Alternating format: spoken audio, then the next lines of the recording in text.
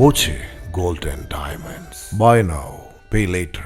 ഹൈക്കോടതി ഉത്തരവിന്റെ അടിസ്ഥാനത്തിൽ ഭൂമി അളന്ന് അതിരുതിരിക്കാൻ ചെന്നവരെ CPM DYFI പ്രവർത്തകർ ആക്രമിച്ചതായി പരാതി. Gokulam chit and finance company Vadakkanchery Ayakkad വാങ്ങിയ സ്ഥലത്തെത്തിയ തന്നെയും ജീവനക്കാരെയുമാണ് ആക്രമിച്ചതെന്ന് അഡ്വക്കേറ്റ് വിദ്യാ സംഗീത് പറഞ്ഞു. എല്ലാവരും കൂടി അറ്റാക്ക് ചെയ്തു. അതായത് ഒരു 9ഓളം വനിതാ പോലീസുകാരും എല്ലാ പോലീസുകാരും കൂടി ചേർന്നിട്ടാണ് കാറിലേക്ക് കൊണ്ടുപോയത്.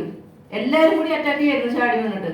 അതായത് ഗോകുലത്തിന്റെ ഭൂമി ഒരാള് പോലും ഇവിടെ ഡിമാർക്കേറ്റ് ചെയ്യാൻ പറ്റില്ല, ഇവിടെ അതിർത്തി എടുക്കാൻ പറ്റില്ല, നിങ്ങളുടെ ഫുട്ബോൾ ഗ്രൗണ്ട് പണിയില്ല എന്നുണ്ട്. ഇത് പൊതുജനത്തിന് വേണ്ടിയിട്ടുള്ള ഒരു കാര്യം കൂടിയാണ് അല്ലേ. നമ്മളൊരു ഇന്റർനാഷണൽ ലെവലിൽ ഒരു കളിസ്ഥലം വരുമ്പോ അതൊരു നാടിന്റെ വികസനമല്ലേ. എന്തിനാണ് ആ വികസനത്തിന് തടസ്സം നിൽക്കുന്നത്? സ്വാഭാവികമായിട്ട് നമ്മൾ ചെയ്യുമല്ലോ. നോക്കൂ, ഞങ്ങൾ 2010 ഈ പ്രോപ്പർട്ടി വാങ്ങിയതാ. ഇന്ന് വരെ ഞങ്ങൾ ആരും ഒബ്സ്ട്രക്ട് ചെയ്തിട്ടില്ല.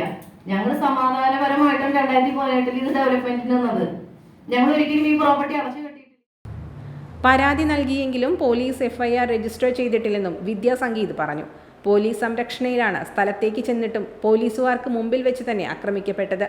നിയമവാഴ്ച ഇല്ലാതായതിന്റെ തെളിവാണിത്.